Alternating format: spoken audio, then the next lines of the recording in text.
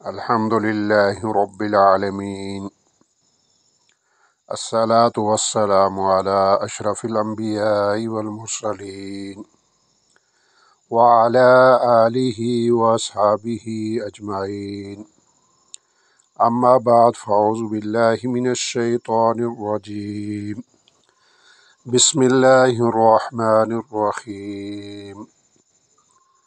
وعن سعد رضی اللہ عنہ قال، حضرت سعد رضی اللہ تعالیٰ عنہ بیان کرتے ہیں، قال رسول اللہ صلی اللہ علیہ وسلم، رسول اللہ صلی اللہ علیہ وسلم نے ارشاد فرمایا، دعوت ذی النون اذا دعا ربہ فہو فی بطن الحوت۔ حضرت یونس علیہ السلام جب مچھلی کے پیٹ کے اندر تھے تو انہوں نے ان الفاظ کے ساتھ دعا کی، لا الہ الا انت سبحانک انی کنت من الظالمین۔ لا الہ الا، تیرے سوا کوئی معبود نہیں، انت سبحانک، تیری ذات پاک ہے، انی کنت من الظالمین، بے شک میں ہی ظالموں میں سے ہوں۔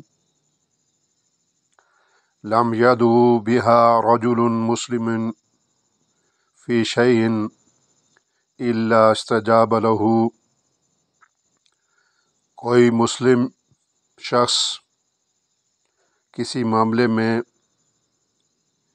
ان الفاظ کے ساتھ دعا کرے گا تو اس کی دعا قبول کی جائے گی۔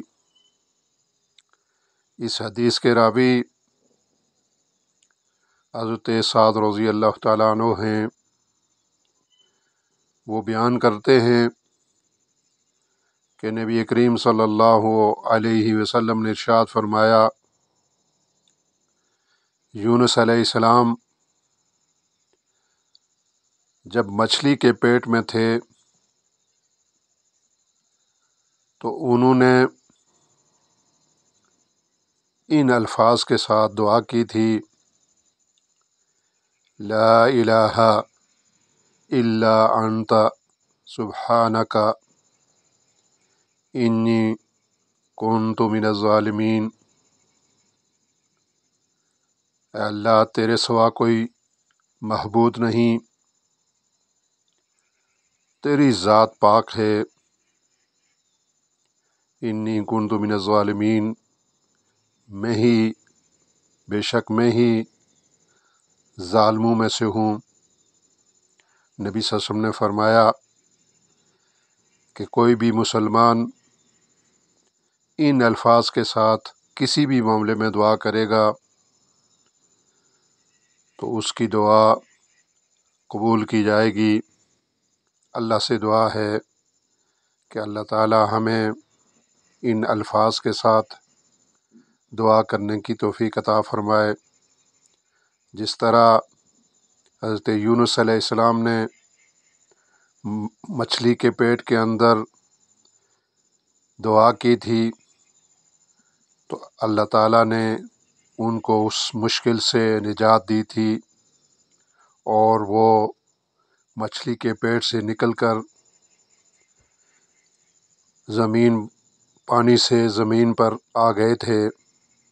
اسی طرح ہمیں بھی جب بھی کوئی مشکل پیش آئے، کوئی کسی پریشانی کا سامنا ہو، تو اس وقت ہم ان الفاظ کے ساتھ اگر دعا کریں گے تو اللہ تعالی ہماری دعا کو قبول فرمائے گا۔ اللہ ہمیں توفیق عمل نصیب فرمائے۔ وآخر الدعوانا ان الحمد للہ رب العالمین۔